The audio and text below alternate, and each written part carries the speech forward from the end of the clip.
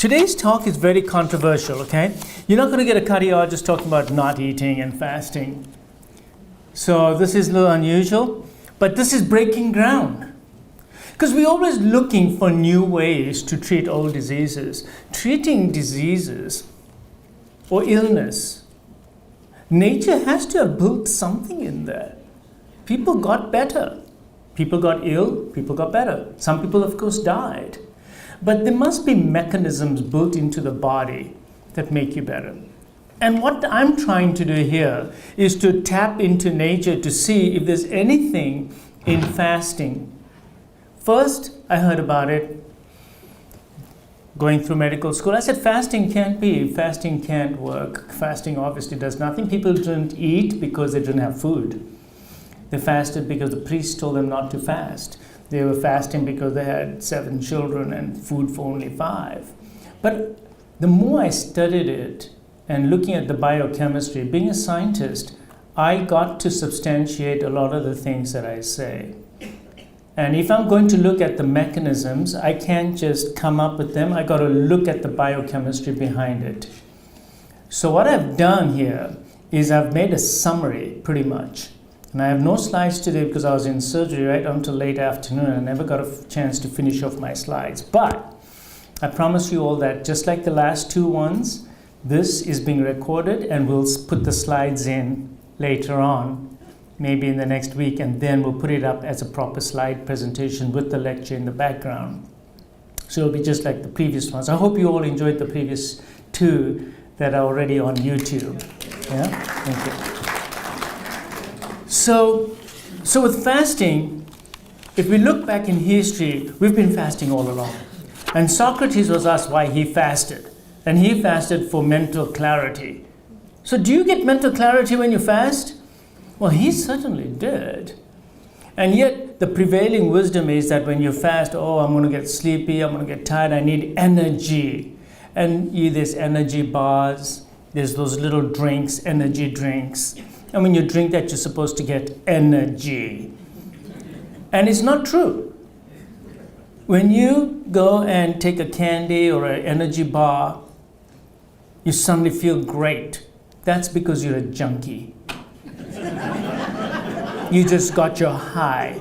You just took a shot that boosted your brain's dopamine levels, and you went to the reward center, and that's why you felt better, because you are a sugar junkie. That's why you felt good. Because biochemically, there's no parameter that is measured in that patient to say that, yep, he's lacking energy, and now he took the shot, whatever it was, whether it's those energy shots or an energy bar, and now he feels great. So something's changed. None. This has been shown in animals, in human beings. Clearly, there's no biochemical change going on, none whatsoever. It's all in here. It's mental. So what happens is that when you're a sugar junkie, whenever you eat sugar or simple carbohydrates and you get that high, it goes to the dopamine center in the brain, produces all that dopamine. It's the reward center, and you get addicted to it. And then you need it, and then you feel better when you take it.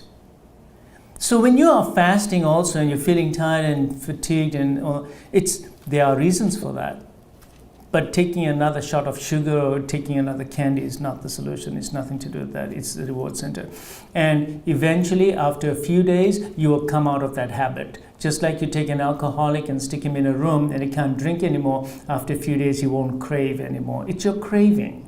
It's your craving. So one thing is a biochemical craving. The second thing is your Pavlovian reflexes, where it's 12 o'clock, you got to go down to the doctor's lounge and you got to eat. Are you hungry? No, I'm not hungry, but I got to eat. It's time to eat. It's evening, I have to eat. I'm not hungry, but I have to eat. So a lot of our behavior is incongruent to our physiology. Our brain has interfered. Our mind has interfered with our body, and we stopped listening to our body. Why did we stop listening to the body? Because you were told to stop listening to your body. By who were you told? The press, the media, people around you, maybe your parents, maybe your friends, that you got to eat 5 times a day. 5 times a day. Maybe 6 times a day you got to eat. This knowledge is totally false. You don't have to eat 6 times a day. You don't need to have that calorie input all the time. This is not right. Oh, breakfast is the best and most important meal of the day. It's not. It's not. The most nutritious meal of the day is the meal that you have. That's it. End of story. But if you want to create a special breakfast meal, you're going to develop a cereal.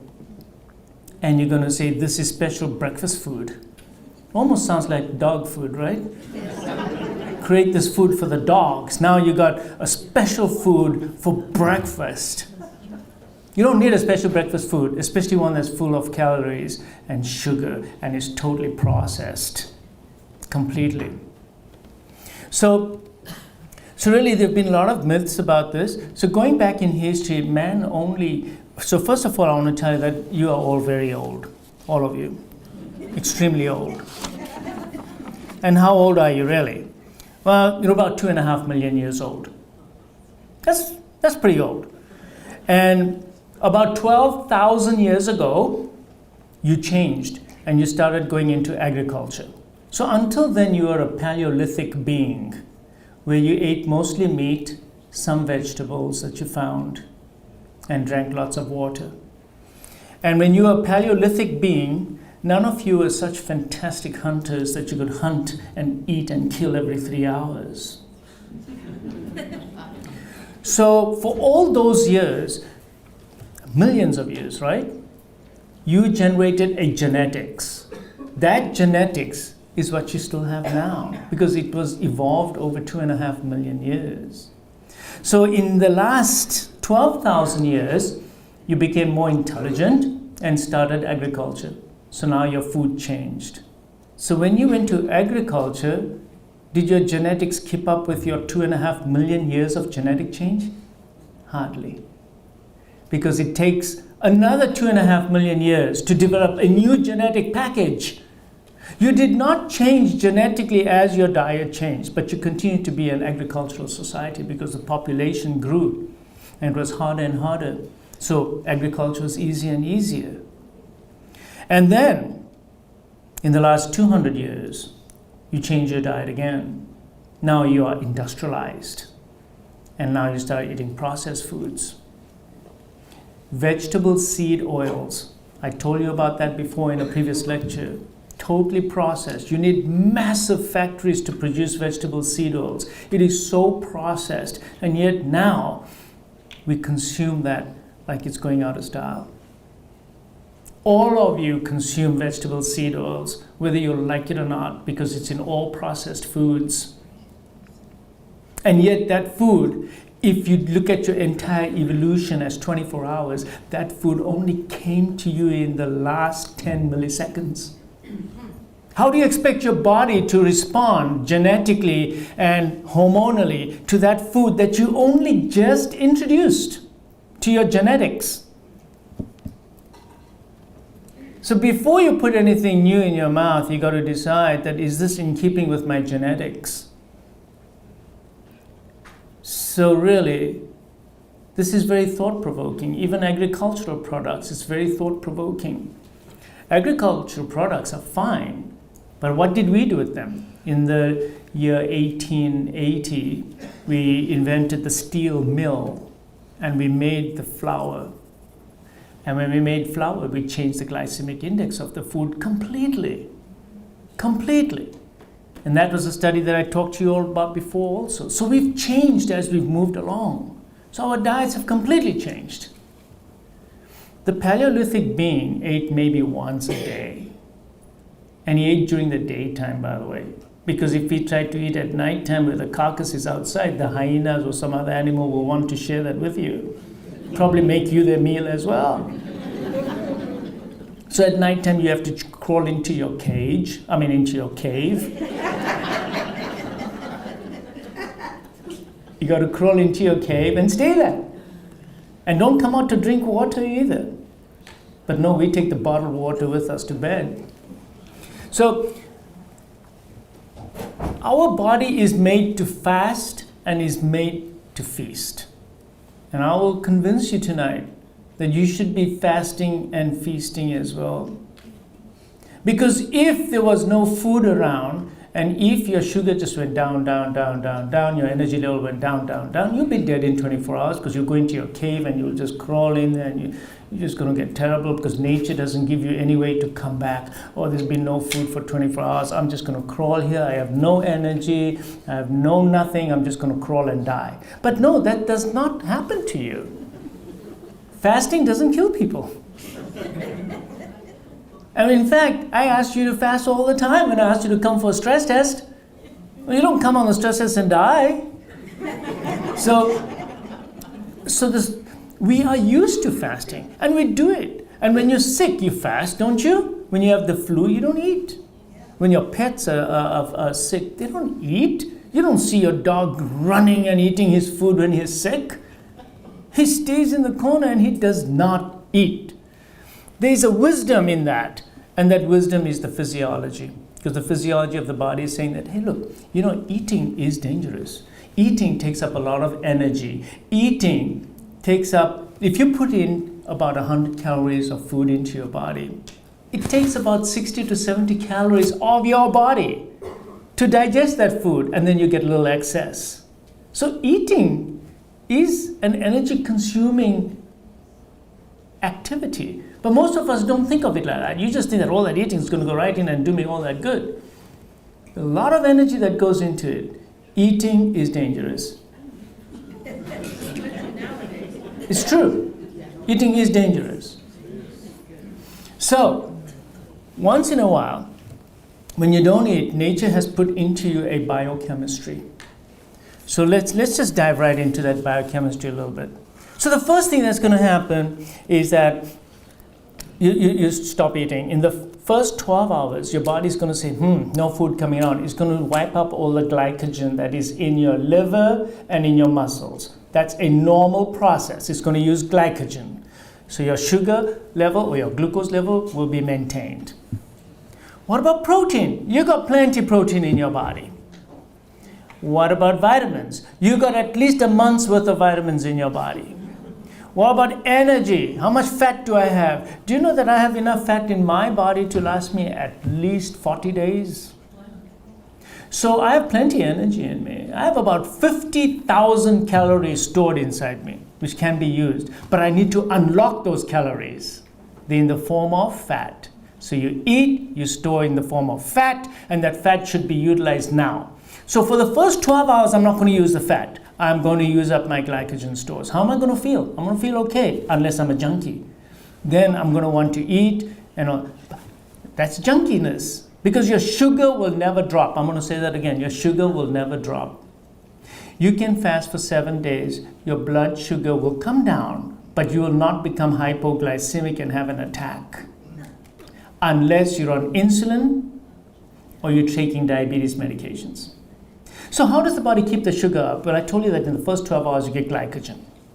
After 12 hours, what happens? You get gluconeogenesis. That means new glucose is being made. Gluconeogenesis. Where does that glucose come from that comes into the bloodstream? Where does it come from? Comes from protein. But it's not the protein in the muscles. Protein is always being turned over in your body. But this time, the protein that's normally going to turn over turns into glucose. So your glucose level is maintained for another 12 hours or so. During this next 12 hours, there's a small increase in ketosis. So let me explain ketosis to you. Where does that come from? So what happens is that the body senses that you have very little food coming in. And I'm going to explain to you how that happens. How does the body know that there's no food? It's not just the sugar. I'm going to explain this to you. It's not sugar. So what happens is that now the fats in your body say, okay, we are here, utilize us. The only way fat can come into utilization is the insulin levels must drop. So the insulin levels are now low because you're not eating. When your insulin level is high, you store energy. When your insulin levels are low, you pull energy out of the fats. So now through the hormonal action of, hormone-sensitive lipase and the action of LPL, what happens? The fat stores open up because your insulin level is low. So the fats start being devoured. The fat gets converted to triglycerides and fatty acids. The fatty acids flood the bloodstream. You can't utilize fatty acids, so they go to your liver. And in the liver, your fatty acids get converted to ketones. There's two ketones, beta-hydroxybutyric acid and acetoacetic acid. These two ketones now go up. Ketones can be utilized by the body. And this is the great breakthrough that I want to tell you, that ketones can be utilized by every cell of your body, including your brain. You are told that the brain is an obligate glucose utilizer, can only utilize glucose. It's absolutely wrong. There was a study done in Britain where what they did is that they brought the blood sugar down to 30, but they pumped the patient full of ketones. And they were all sitting and talking and having fun and not a sweat. The only one that was sweating was the doctors. Because the blood sugar, he should be having convulsions. The brain can utilize ketones. After a 7-day fast, 70%, up to 70% of the energy utilization of the brain is through ketones. And the brain likes it. And there's even studies to show that when the brain utilizes the ketones, it actually is a cleaner burn. It burns more cleanly. So what happens is there's a slow increase in the ketones, which actually starts around 18 hours and gradually goes up, up, up, up, up, up. So by 24 hours, you have some ketones, maybe 10, 15% of your entire energy source is now going to be ketones. How are you going to feel with ketones? Just fine. No problem. You feel okay. Because ketones are giving you all the energy that you need. Then, let's say another 12 hours go by. So you're now at 35 hours, let's say.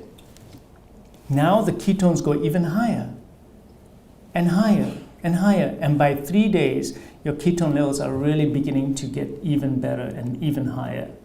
So by the 5th day of fasting, you will have a lot of ketones. Now you can measure your ketones in your urine.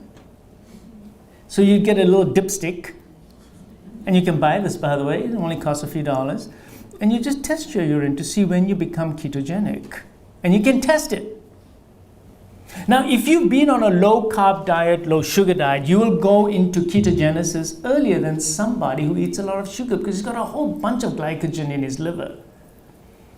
Because you got to remember, go through the glycogen first before you start burning ketones. So someone who's on a very low-carb diet, he'll go into ketogenesis much faster. So it's the ketones. And the ketones will keep getting utilized, the fats will keep burning. So now you're doing the right arithmetic. That, okay, fine, I've used up my current account, so I'm going to my deposit account now, and I'm drawing money from my deposit account. Now, what prevents us all from utilizing my deposit account?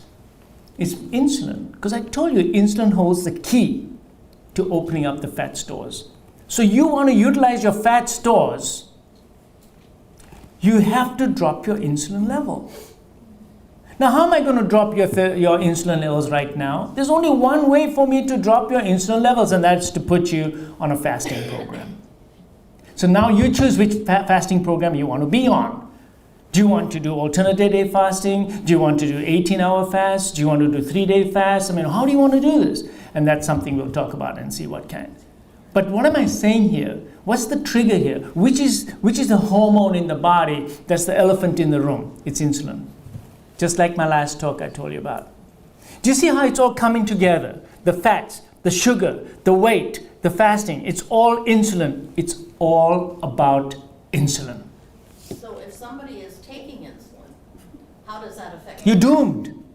There we go. So somebody who's taking insulin, show me somebody who takes insulin every day and, oh yeah, I can lose weight just like that. They can't lose weight. They cannot. I've done it. I've given insulin for 25 years to my patients and I yell at them and nothing happens.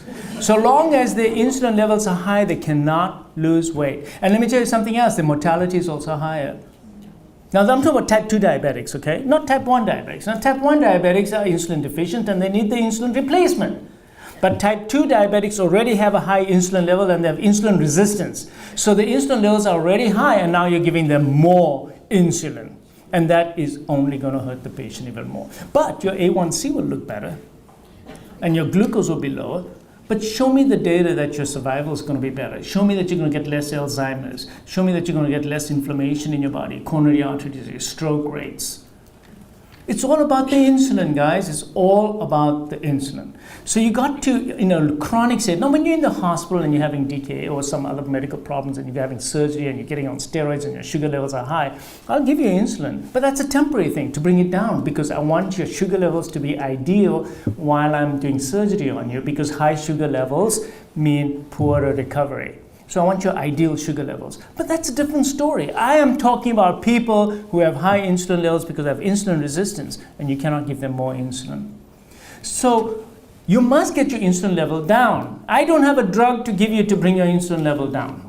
But fasting will bring your insulin level down. Because if you don't eat, you're not going to make insulin.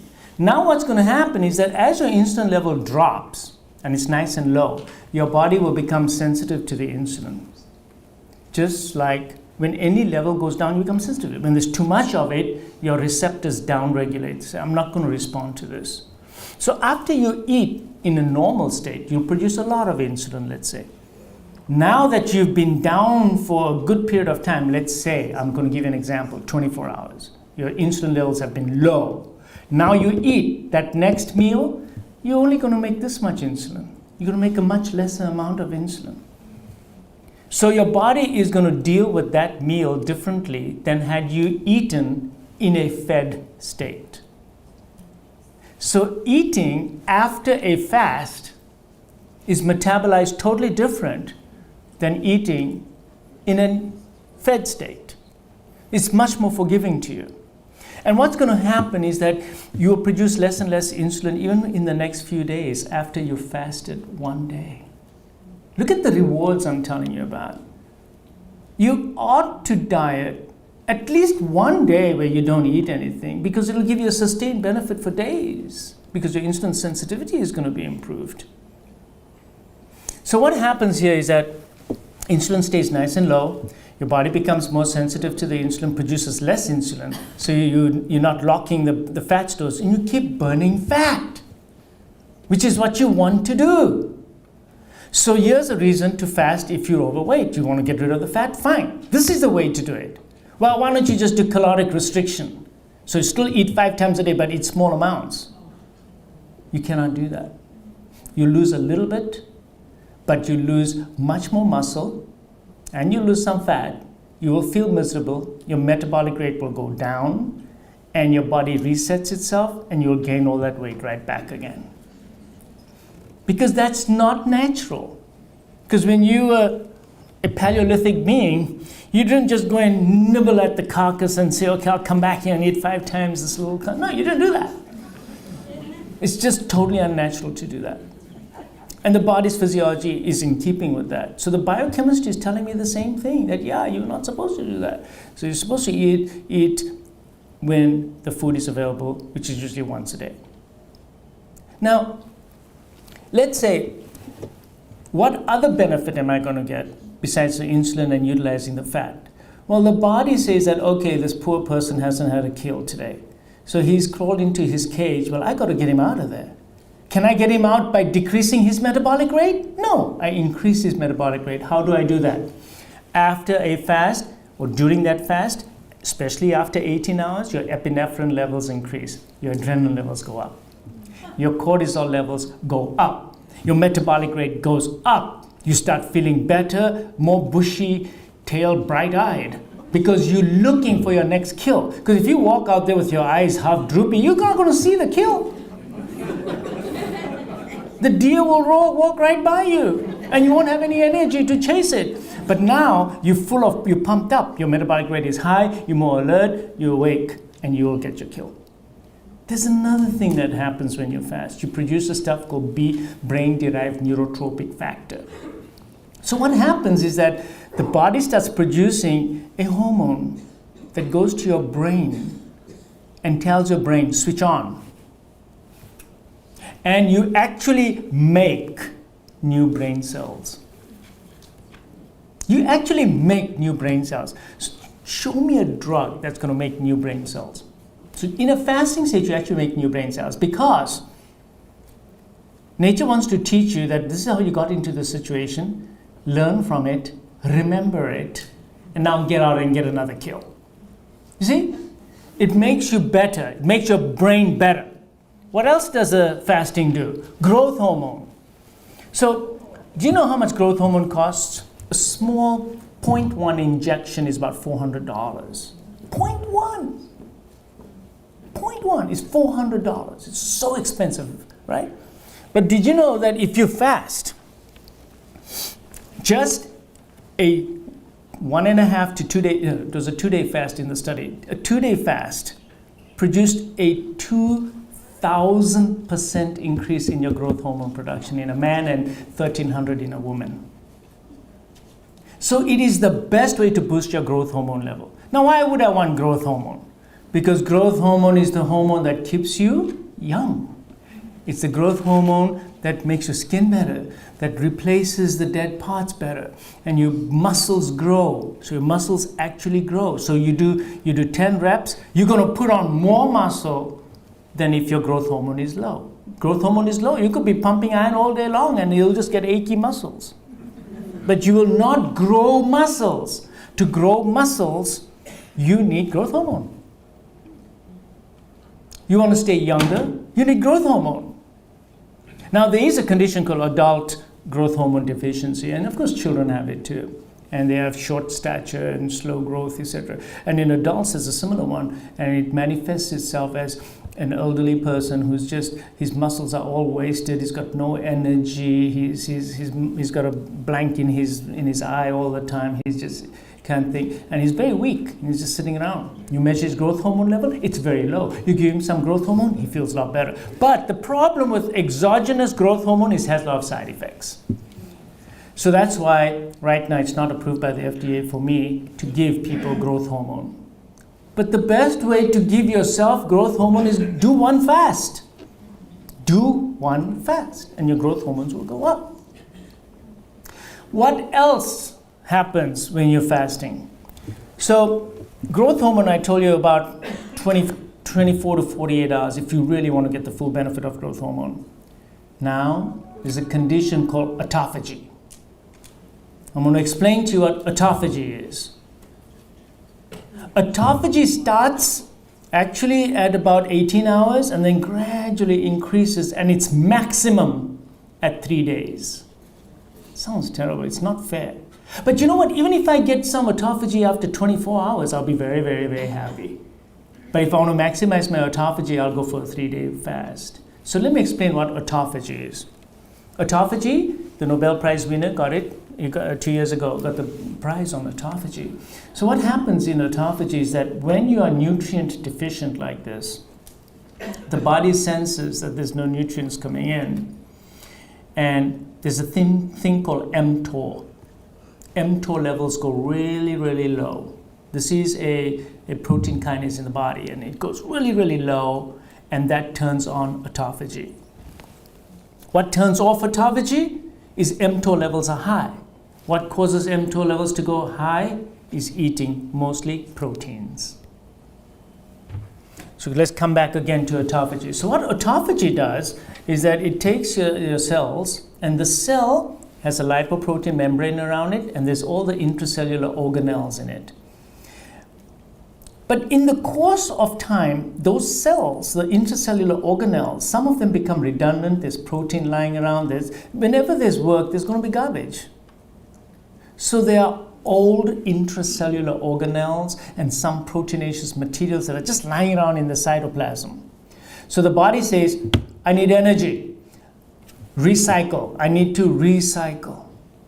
So the first thing it does, the cell stays alive, and it takes those intracellular organelles, breaks them down, packages them into the lysosome, and digests it, breaks it down into its pieces, So whether it's the sarcoplasmic reticulum or other intracellular organelles, breaks them all down and exports it out of the cell. Once it's exported from the cell into the bloodstream says, aha, I've got some new building blocks now, and the body reutilizes that. Okay, so the body now starts utilizing your intracellular organelles. So you're recycling your cells. So your cell doesn't die. It goes into a state of recycling. And you recycle your mitochondria as well. So mitochondrial parts, because there's a lot of oxidative stress going on in the mitochondria. So what happens is that that cell is now going to be depleted of its old non-functional parts. And then when you do eat, guess what gets repaired first? All those organelles. So you basically rejuvenate your cells. Now, if you're constantly eating, you will not rejuvenate those cells. And the biochemistry is so beautiful that these cells now are functioning better, they're younger, and they are going to last longer. They're more resilient also to disease. I'll come to that in a minute. So autophagy makes your cells better, younger, restoration. It's like a reset switch. So how do those organelles redo themselves? Well, they rebuild themselves because when you then eat, because you've had autophagy, a signal goes from those cells to the bone marrow to say, hey, listen, I used up my intracellular organelles. When you get new ones, new supplies, send them to me. So the bone marrow, when you eat, makes stem cells. Have you heard of stem cells? No, it'll cost you $1 million. Just go out and get some. It'll cost you a whole lot of money, and it won't work. Because when you inject stem cells from the outside, the residence rates are wrong because they didn't get the message of where to go to. It's all artificial, so it doesn't know. So the brain, look, I injected stem cells in the heart when patients had myocardial infarctions. I was here doing the study upstairs. And what was the residence rate? Residence rate is how many of the stem cells actually ended up in the muscle where I wanted it to stay and repair the heart. Less than 0.1%. Did the ejection fractions go up? No change in ejection fraction. So injecting stem cells from the outside does nothing for you. It was good to study stem cells, and it still is, for the reason that you need to harness nature's way of giving you stem cells. You want a stem cell transplant right now, you're going to fast. It's the fastest way to increase your stem cells. So these stem cells come out of the bone marrow. It's called refeeding reward. And they go into the organs and replenish cells that have died and change the machinery in those cells as well. So there's a whole rejuvenation process. You are a younger, better, more resilient person than you were before. And this has all been documented over and over again. But there's no industry that's going to support me because there's no financial gain if you get better and younger and live longer. Because there's no one there to make money out of it. No one makes money when you fast, they lose money. So boost your growth hormone, boost your stem cells. This has been very well documented. Not only in humans, in animals too. Well documented, over and over again. It's just that nobody's ever heard of it. And everyone thinks that, oh, fasting is just fasting, it's starvation, it's no good. But there's so much science behind this. So the next benefit, of course, is stem cell mobilization that occurs. And to get the maximum benefit of that, you can't just do, overnight fast. No, you really need to fast, because for the bone marrow to say, I'm going to come in and replace, you got to really have reached that point of replacement. So you can't speed it up either. So the question is, can I do a 3-day fast? Of course I can do a 3-day fast. You got to prepare yourself mentally. You got to prepare yourself physically for the environment. Make sure that you're with your best friends and environment. And you got to have water so that you don't get dehydrated. So you can do it. All of us can do it. So you can fast for different reasons. So when would I want autophagy? I would want autophagy, one, just to live longer. Number two, let me tell you something. If you do a 7-day water fast, the studies done in Boston at the university showed that your lifetime probability of getting cancer is reduced by more than 70%. Some studies even higher. Because the cells that are going to die off in the state of the fast are going to be your cancer cells. Because your cancer cells, look, if I want to do a PET scan on you, I'm going to give you radioactive material. It's got glucose in it. Well, excuse me, the glucose is really low, and the insulin level is really low, so the nutrients that the cancer cells want are not there. Cancer cells do die off. So let's talk about cancer for a second. So the studies have been done. And if you fast a person only for 36 hours, that's it, and then give them chemotherapy in that state, they're going to tolerate the chemotherapy better. They're going to have less side effects from the chemotherapy. There's going to be death of cancer cells, and your normal cells are more resilient now, and you're going to get less death of your normal cells. Do you understand what I'm saying? So what happens when you're fasting, your normal cells become more resilient. So when you give the chemo, only the weak guys die, which is the cancer cells. Because you've strengthened through this fasting process your normal cells. So I wanted to do this protocol upstairs in the bone marrow unit where we do a lot of chemotherapy on these patients. But no, nobody said, okay, we want to do this project. They said it would be inhumane to tell our patients to fast before we give them chemotherapy. So what we do, we feed them, then they get nauseated, then they vomit, so we give them Zofran, and then they still don't do that, so then we'll put TPN on them. Because we've all been indoctrinated that we have to feed. I'm just telling you all right now, if any of you get a myocardial infarction, you get admitted to the hospital, I'm making you an NPO. I'll put IV fluids on you, but I'll make you NPO. So even if you do vomit, you're not going to aspirate. You know how much aspiration we see in the hospital over here? And pneumonia and all that from aspiration? It's terrible. Because I'm force feeding you in a sense. Wait a second, your body is not hungry, don't eat. But no, the trays get brought to you, you have to eat. You don't have to eat. There's a reason why you have anorexia when you're sick. Pay attention to your body. Your body's telling you don't eat, then don't eat. You won't die. You might die from eating. So, cancer. I predict that in the next 5 to 10 years, there's going to be major cancer treatments associated with adjunctive fasting. And that's coming, definitely. It's on its way. What else can be used for? Autoimmune diseases. There's numerous studies to say that you have inflammatory bowel disease, rheumatoid arthritis, lupus, any of these conditions, and you get a flare-up of it, fast for 3 days. It's the most potent thing you can do as an anti-inflammatory. Because first and foremost, your bowels are totally quiet. There's no energy being used for digestion.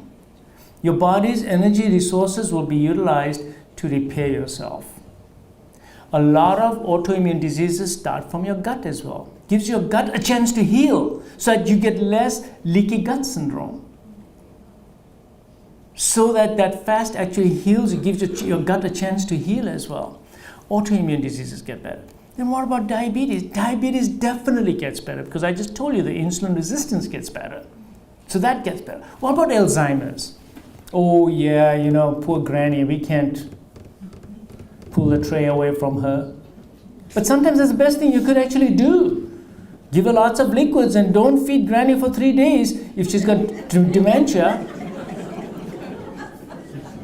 Social services will be after you. It could be anybody, not just the granny. But don't feed her for 3 days. Just give her lots of water. I promise you, neurologically, she'll start waking up. The fog will go away. The confusion will get better. It can get better. And it should get better. And there's no harm in trying because she won't die in 3 days. So 3-day water fast. So what do I mean by the water fast? 3-day water fast. That means you can only drink water for 3 days. So drink lots of water. Now, why do you need to drink so much water? Because all reactions occur in water. And secondly, you pee a lot when you're fasting. But I'm not drinking that much. I'm not eating. And how come I'm peeing so much? It's because when your insulin levels go down, insulin holds on to water. Now there's no more insulin, so that water gets diuresed out of your body. So you will notice that you pee a lot, so you need to drink more when you're fasting. That's number one. Now, what about electrolytes? Well, electrolytes will be conserved by your kidneys. Your kidneys are very good at holding on to electrolytes. So there's plenty of electrolytes in the body. Do you know that if I have sodium, if I don't take in sodium, the last molecule of sodium will be reabsorbed by my kidneys. Not a single molecule will be in my urine. That's how good it is. So the kidneys will take care of everything. The kidneys will not allow you to lose sodium or potassium. Now, if you're already starting out with a half-empty plate, yeah, you may get some depletion, but you can get that tested. And on refeeding, I'll give you some clues on how to improve that when you refeed yourself.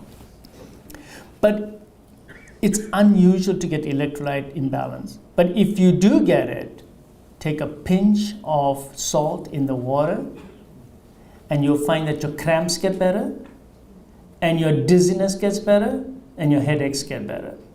So these are complaints that a lot of patients have, that, oh, I was fasting, but after about 15 hours, I had a bad headache. Well, go and drink more water with a little bit of salt in it. And put Himalayan salt, because that also has some magnesium and other things in it. And you'll feel a lot better. Dizziness is usually due to low blood pressure, because your blood pressure comes down. So you get dizzy when you're fasting, it's not because your sugar's down, it's because your blood pressure's lower. Drink water. And cramps. Some patient gets cramps, put the salt again. And also in the evening, put yourself in a tub of Epsom salts. Or you can get some magnesium, and there's a liquid magnesium you can just put on your skin, you can spray it, and that'll give you magnesium. And that's what it's all about. So give yourself salt, some magnesium, you'll start feeling better. Patients say that, I get so hungry. Well, hunger comes and goes. There's a ghrelin increase and decrease according to the circadian cycle. So all you have to do is pay attention. Yes, I'm hungry. All right, drink some water. Expand your stomach. And you'll feel better. Half an hour later, the hunger's gone. Keep your mind busy. Get going. Do something. Have your chores. Get them done. Your hunger will go away. Patients don't continue to be hungry all day long. It just doesn't happen. If they are craving, it's again, like I told you, they'll develop a Pavlovian reflex, or they'll become a junkie. So hunger comes, hunger goes. Most patients find the second day the hardest, and then from the third day onward, they actually feel good. And the third and fourth day of fasting, fourth day they feel phenomenal. On the fifth day, they want to go running, they want to go to the gym, they feel wonderful. So you got to get over that hump. If you really want to do that type of a fast, you have to know that I'm going to face a problem. On the second day, it's going to be hardest. Third, fourth, fifth day, I'll do better. So who should do the long fast and who should just do intermittent fasting? So first and foremost, if you just want to be healthy, eat once a day. At the most, twice a day in a 6 to 8 hour window period. So that's called time-restricted feeding. So if you just want general maintenance, you want to lose a little bit of weight, you want to stay healthy, you don't want to become a diabetic, you don't want diseases of modern man, then start eating less frequently. Start learning how to eat once a day or twice a day in a 6 hour window period. So if you're going to have lunch at 1 o'clock, you should have dinner at 6 or 7 o'clock, and that's it. No snacking in between, because every snack will increase your insulin levels and it breaks your fast and your ketogenesis as well. So on a daily basis, it will give you a little bit of autophagy, it will give you a little bit of ketosis, and you will burn fat. Your body will learn how to take food in when you're eating and then burn the glycogen, and then for about 4 hours or so, it will pull out some from the fat. So there's a nice cycle there. Then once a week, you can extend that further by just skipping the evening meal also. So instead of a 24-hour fast, it becomes a 36-hour fast once a week. That will give you a huge boost in your immunity. You'll find you won't get the flu. Your immunity will get better because your immunocytes are now new, because your stem cells have kicked in. 36 hours is a magic number, and it's doable. To tell everybody to do a 3-day fast is kind of tough, or a 5-day fast. But people have done this. Some of my patients have done 7-day fasts. There's some people with whom I communicate with my iPhone all the time, 14-day fasts. But they're doing it because they have severe diseases. So they have a lot of chronic disease that they want to get rid of. And they do it. And they don't do it a lot. They'll do a 7-day fast every 6 months. That's it. You don't have to. Now, the rest of the time, they're doing time-restricted feeding. Because they have these chronic diseases of Alzheimer's or diabetes, or they've had 2 cancers already, or they want to just lose a lot of weight and they want to get rid of that high insulin level. So eating in a time-restricted period, that's good for all of us. I think that our life revolves around eating too much. And we've been bamboozled by industry and by just all sorts of nonsense out there. And there's a growing community that understands this. So I just want to give you a little bit of chemistry. I want to tickle you with some chemistry. So how does the body know that you didn't eat? Because all of you think, oh, it's sugar. My sugar level go down, that's how my body knew that I didn't eat, right? No, it had nothing to do with that. Your body knows what you ate. How did it know what you ate? How much protein, how much fat, how much sugar? It's very complicated. But one of the things is your NAD, which is one of those little molecules inside your cells. And it looks at the ratio of NAD to NADH. And that is determined a lot by how much fat metabolism is going on in your cell, which occurs in the mitochondria, and how much glycolysis is occurring in your cytosol. Long and short of it, you don't need to know all that. All you need to know is your body knows what you ate. So when you are in a fasting state, they mobilize a bunch of enzymes or proteins called the SIRT1 molecules, SIRT-1 molecules. They go up in your body in a fasting state. And in that state, it binds to acetyl groups. Now, what's so important about that? So when the SIRT is up, it binds with acetyl groups on your histones, which are on your DNA. So you all know, now this is just follow me on this, because this is really, it's exciting, because if you know the knowledge behind this, you'll get excited about it, and you'll want to do it. So your DNA, you have your full set of DNA, of which you only express a fraction, less than 1%. All the rest of your DNA is all covered up with the histones. Histones are like a spring that's over your DNA and doesn't expose it. So what the SIRT does, it binds to the acetyl groups and it untwists histones in certain parts of your DNA so that that part of the DNA can start making proteins. So it's called expression. Your genetic expression changes because now you're making new proteins. So you see how your diet affects which genes are now going to be expressed. And those genes make proteins, and that's how they carry out the effect in your body. So the SIRT1 actually activates a gene called the FOXO3 gene. And this FOXO3 gene activates many other genes, and this is what those genes do. And it's very exciting. It activates all the antioxidant genes in your body. Naturally. Naturally. So you don't need to go and buy vitamin C and vitamin E and all these things. And yeah, so what activates FOXO3 also? Turmeric does that. You think turmeric is an antioxidant? It is, but through the mechanism, it turns on a certain gene. In itself, it has no antioxidant properties. Why am I doing vitamin D3 levels on everybody in my office? Because one of the most important vitamin involved with gene expression is vitamin D. If you're vitamin D deficient, your gene expression is handicapped. So when things happen to you, or when you're not eating, or when you get sick, your body's genetic material cannot reveal itself in a normal way that you're supposed to.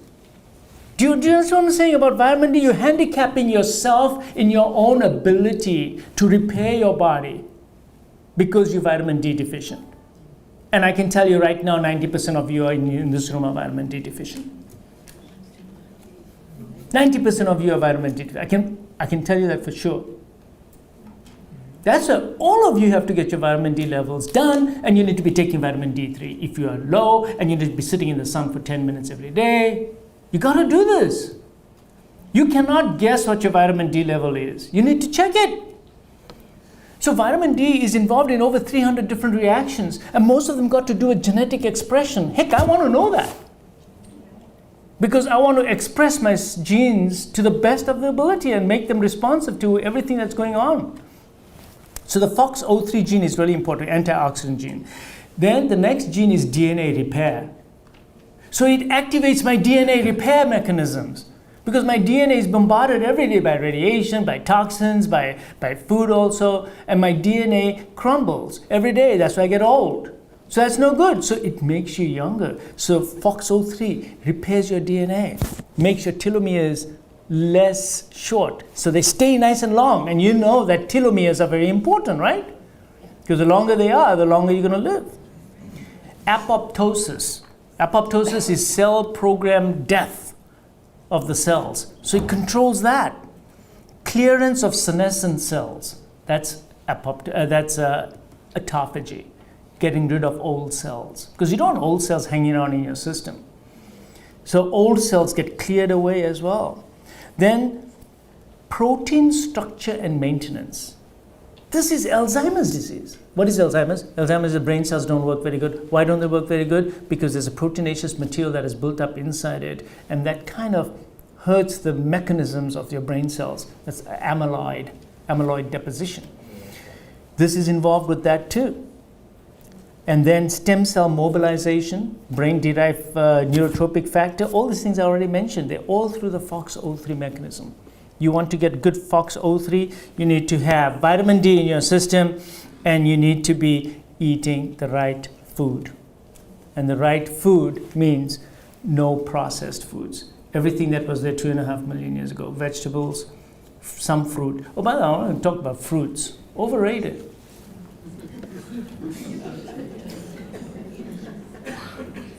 So what happens is that at the end of the summer and fall, the fruit is bearing there.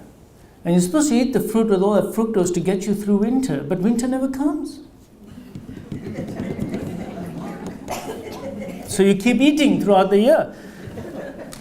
And you keep gaining the weight. So fruits are good for you, but you're supposed to eat one fruit a day. That's it. And choose the most colorful fruit you can and mix it up a little bit. But please don't eat 5-6 fruits a day. I mean, that's just crazy. And eat fruit that have a low glycemic index.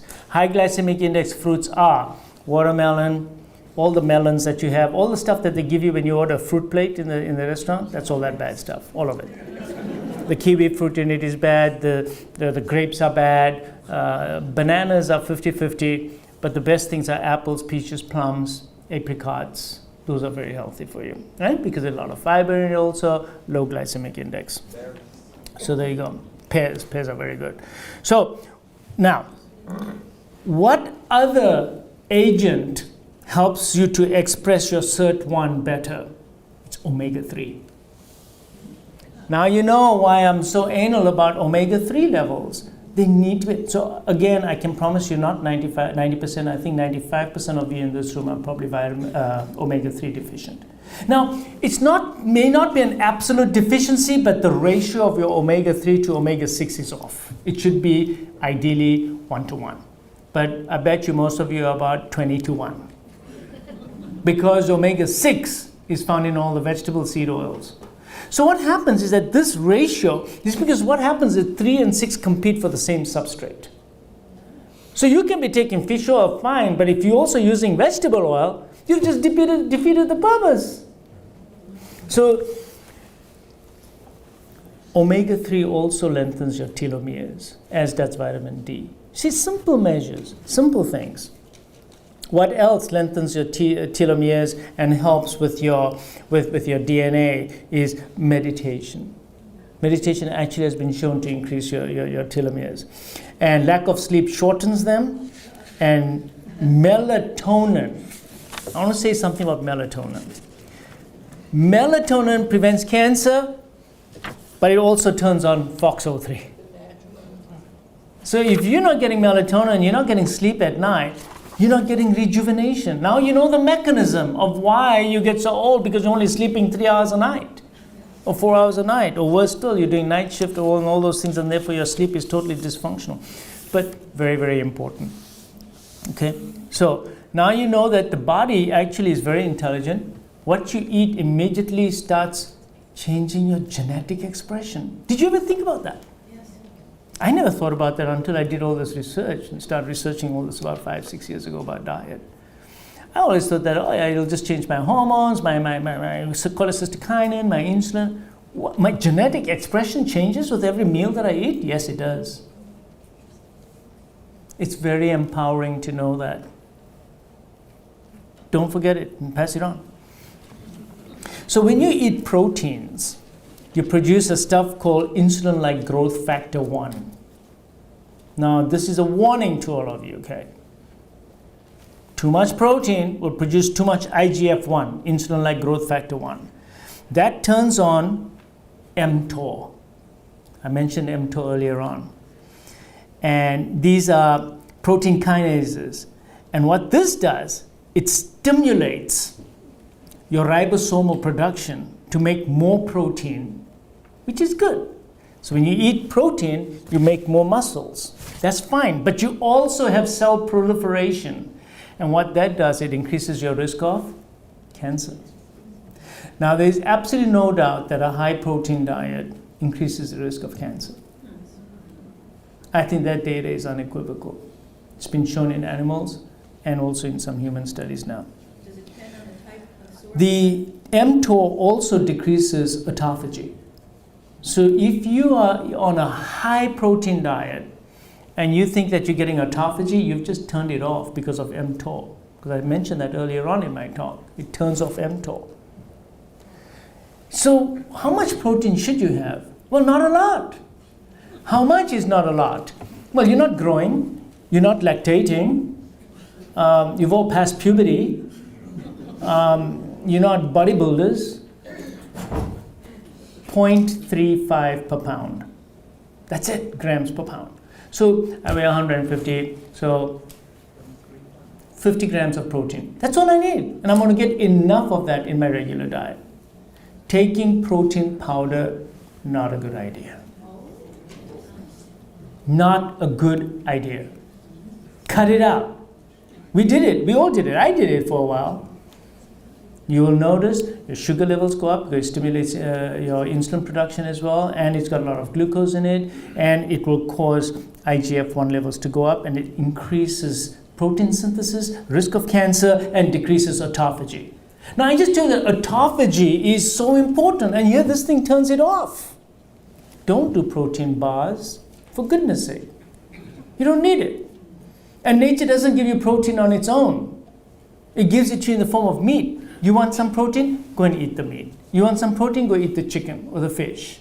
And make sure it's nice and lean and not fed on corn, because then you'll get too much omega-6 as well. So there you go. Now, so insulin-like growth factor is just like growth hormone. So there's a group of people out there in Ecuador, and they have Laron syndrome, which is a gene mutation. I got to tell you about this. What that means is that the growth hormone receptor has a mutation. So it doesn't work very well. So these people are very short. They're real short, they're real stubby as well, but they live to be 100, 110. And they have no cancer and no high blood pressure. And it's all to do with that growth hormone receptor mutation. That is why we're saying that, listen, if you want that type of physiology, you need to cut down on the amount of protein you know. It's overrated. Because you go to a restaurant and you order your salad, and what's the first question? Protein? No, I don't need any protein in my salad, thank you. But they'll always ask you for that. It's overrated. Now, I'm not saying that you shouldn't add some grilled chicken to your salad or something. You can do that, but take it in the context of how much protein you're eating during the day, and please don't supplement even more unless you have illness, unless you have GI problems and you can't otherwise eat and you're wasting away and your teeth are really bad and you're sick. You might need some protein. Most of us don't need it. 99% of us don't need it. So in those patients, they have very low insulin levels, very low insulin-like growth factor levels. And there you go. So you'll have less diabetes, less cancer in those patients. So different diets turn these genes on and off. When you eat sugar, you turn on a gene called RAS-PKA.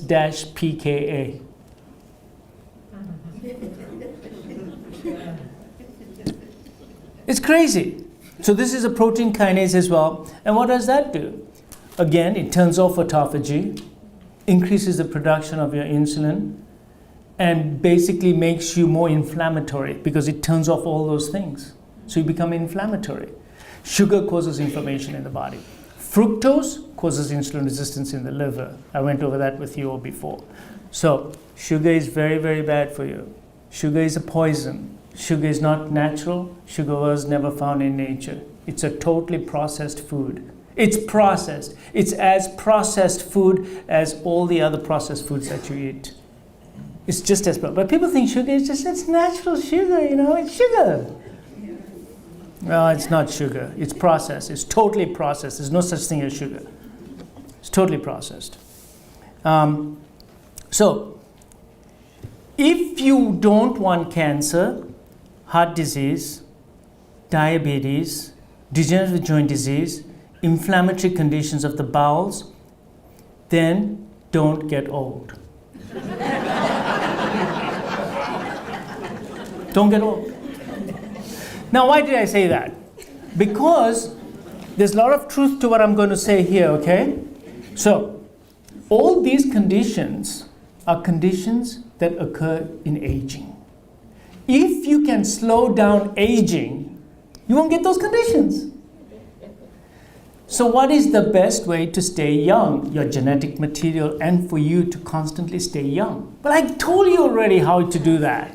Fasting. Keep your weight down. Eat the right foods. Your genetic material will stay young. You stay younger, you're not going to get those 5 conditions. If you get prematurely old, and by the way, we're getting old fast. It's 30-year-olds and not even 20-year-olds coming into my office, and they're already 50 years old.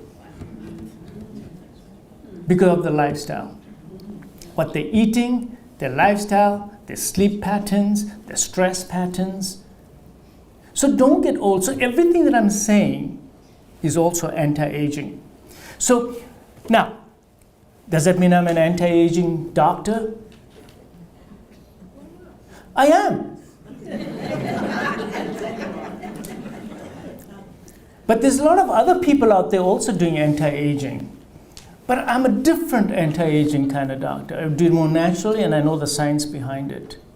So I'm not going to tell you to go and, take the special cream and put it on you and eat the special concoction, because how natural is all that? Just how natural is that? I mean, if you want to be natural, then you don't walk away from one of those providers with a bag load of drugs and creams and other things. I mean, how natural is that? I have nothing to sell you. I got nothing. I got vitamin D in my office. I got vitamin K2. By the way, you all should be on vitamin K2 as well. What is vitamin K2? Vitamin K2 takes the calcium, takes it out of your tissues and puts it back into the bone where it belongs. So how come you got vitamin K2 deficiency? Because you all went on that low-fat diet, right? So it's absorbed through fat.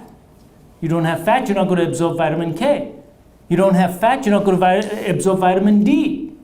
How do you think you all became vitamin D deficient? Because we went on this low-fat craze. Low-fat this, low-fat that. So it compounded your nutritional deficiency. When you went on a high-carb diet, which is what the government told us to do, because what we did, we went on a low-fat diet and substituted all with carbs, you also became nutritionally a desert. because you didn't get all the good things. Look, when you eat natural fats in natural ways, like let's say you eat a piece of a fish, or you eat meat, or you're eating vegetables, it comes with everything in it. So your ADEK will get absorbed with the natural fat. You need it. You need it.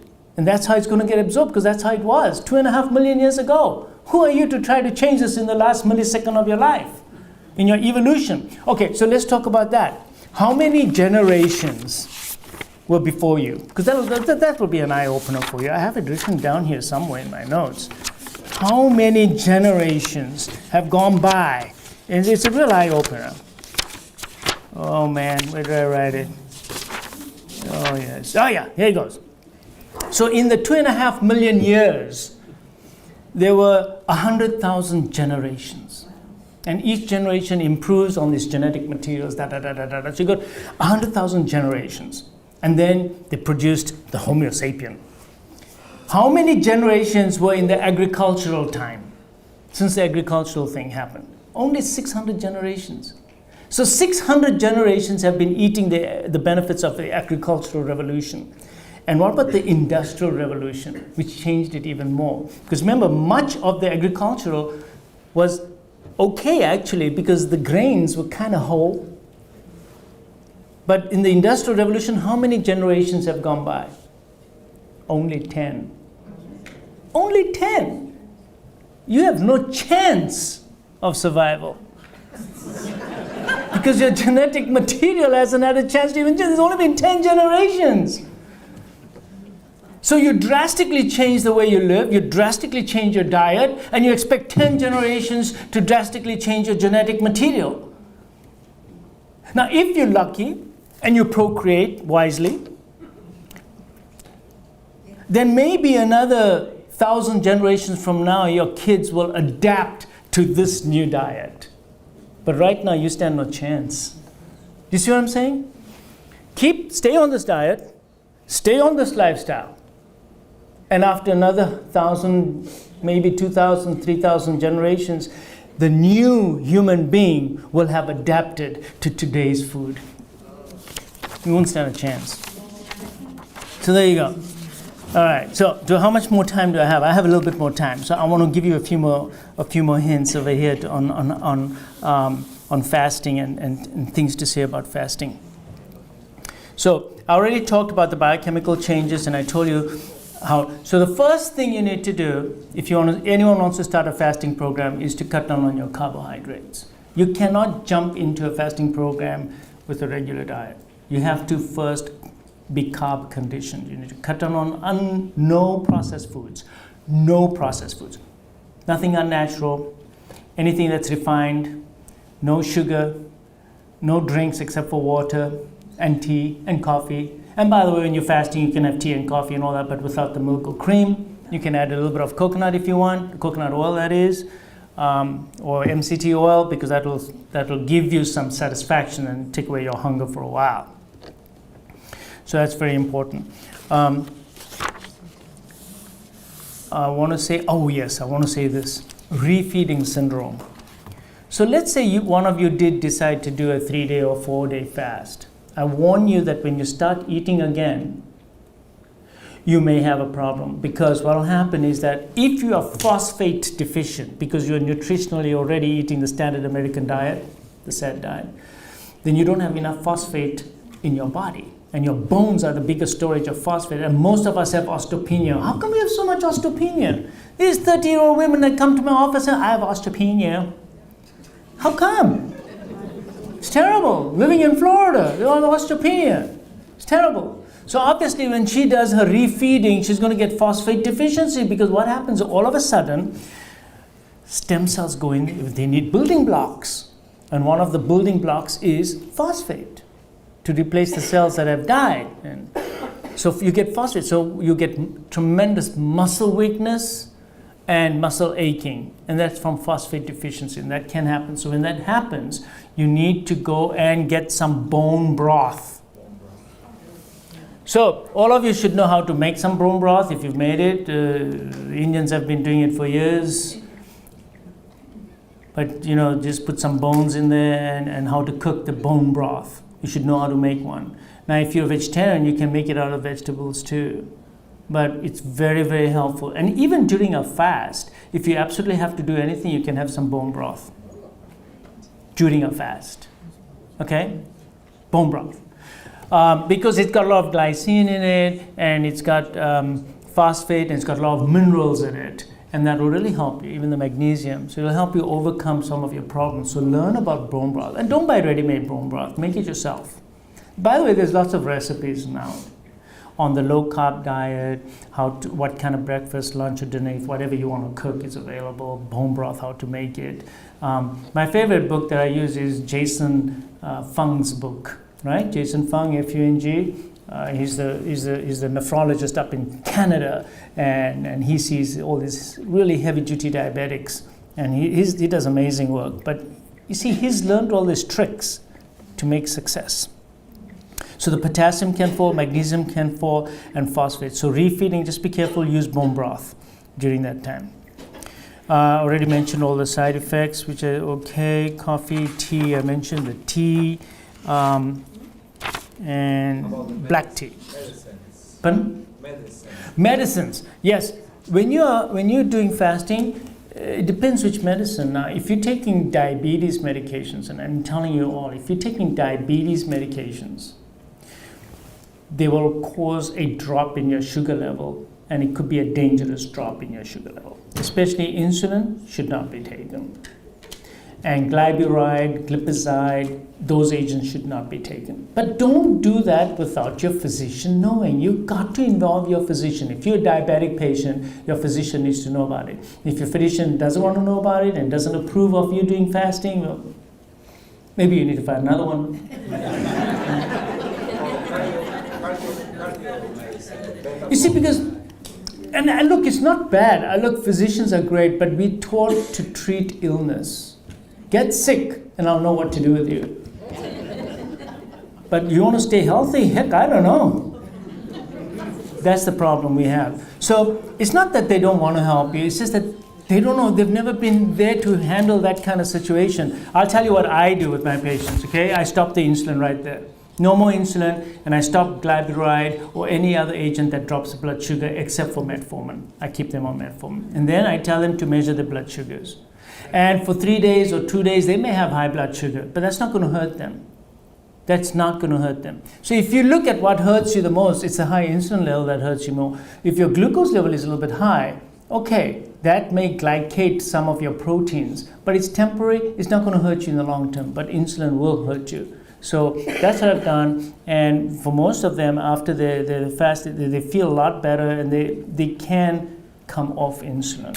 They should be able to come off insulin. But you got to, the trouble with physicians is, and myself included, we're so busy that ideally I would like to see you going on a fast, and then I'll see you today, because we discussed it. I'd like to see you again in a couple of days, at least. Now, if I'm going to stop your insulin, I might want you to take your blood sugar every day, at least 4 times, and report to my office, call the office, tell the nurse, my sugar is doing this, that, and have a very close follow-up on that.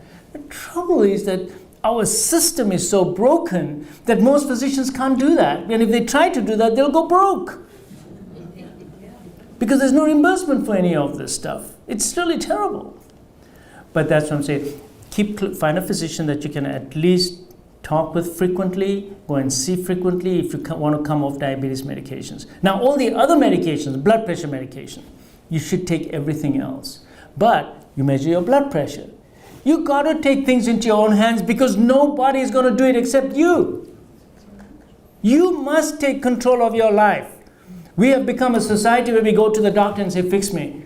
No, you got to do it yourself. You must take your blood sugars every day, get your ketone sticks over there, get your blood pressure machine, start taking your blood pressures. If your blood pressure starts going below 100, you call the doctor, hey, my blood pressure level just need to be on Vasotec. Oh no, stop the Vasotec. Good, fine, done. And that's what happens actually. So it's hard to predict who's going to drop their blood pressure and who's not. But generally speaking, you got to be very vigilant. And you need a doctor that you can quickly approach or a walk-in clinic that you can walk into. That's why I have my walk-in clinic, right? People can walk in And yeah, they might have to wait, but at least they're going to be seen. And if I'm tied up, at least my practitioners will take care of the patient. So your blood pressure will drop because you become volume depleted, or because of your physiology changing. Your physiology is changing, that's why your blood pressure is dropping. So yeah, you can come off, look, high blood pressure, sugar, high triglycerides, and low HDL are all part of metabolic syndrome.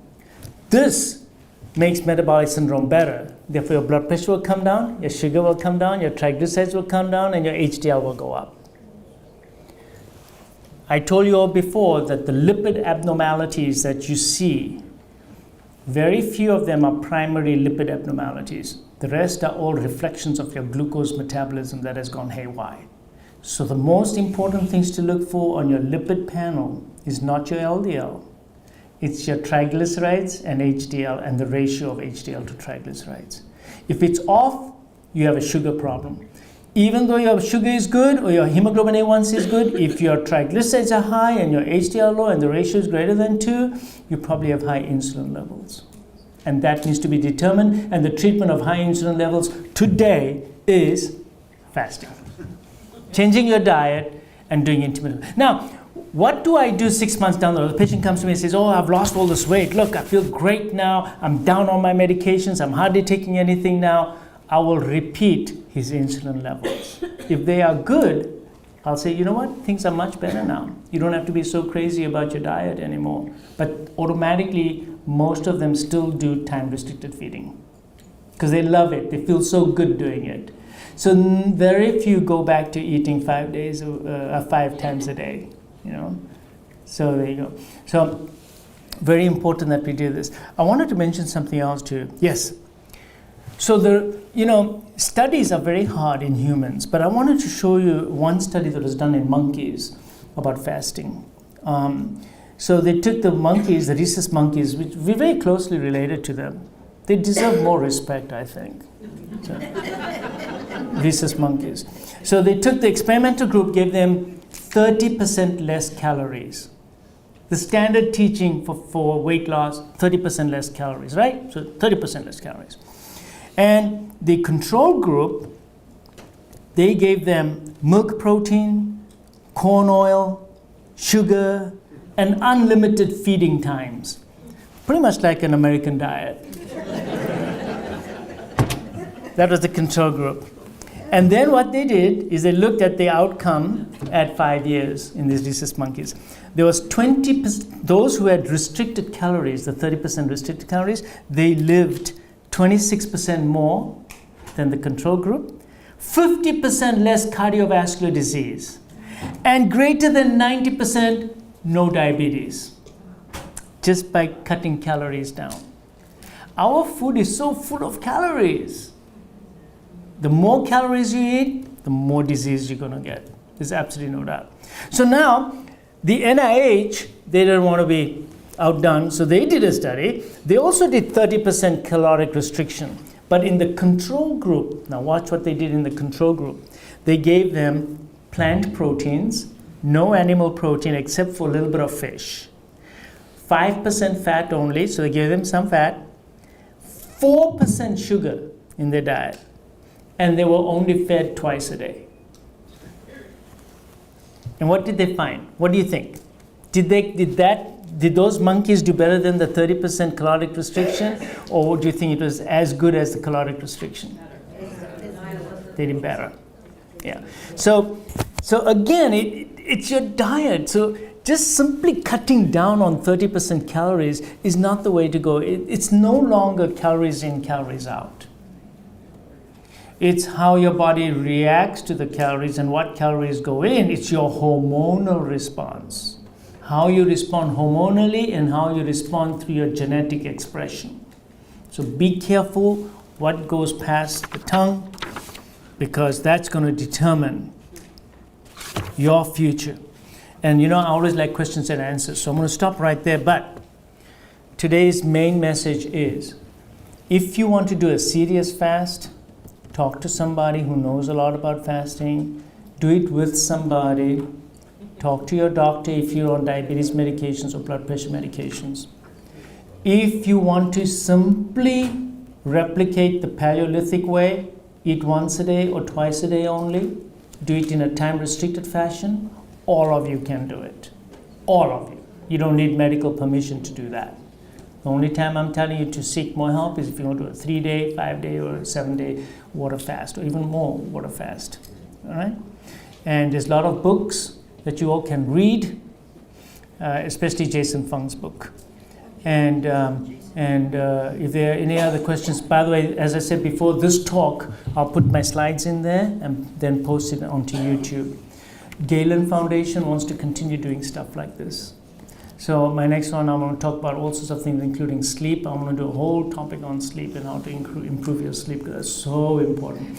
So I want to do that, but Galen needs help as usual. So any help you all can give Galen Foundation is really, it's a 501(c), and if you know people who would like to help this type of organization, ask them to help us out as well. And of course, they can come to our talks and our websites as well.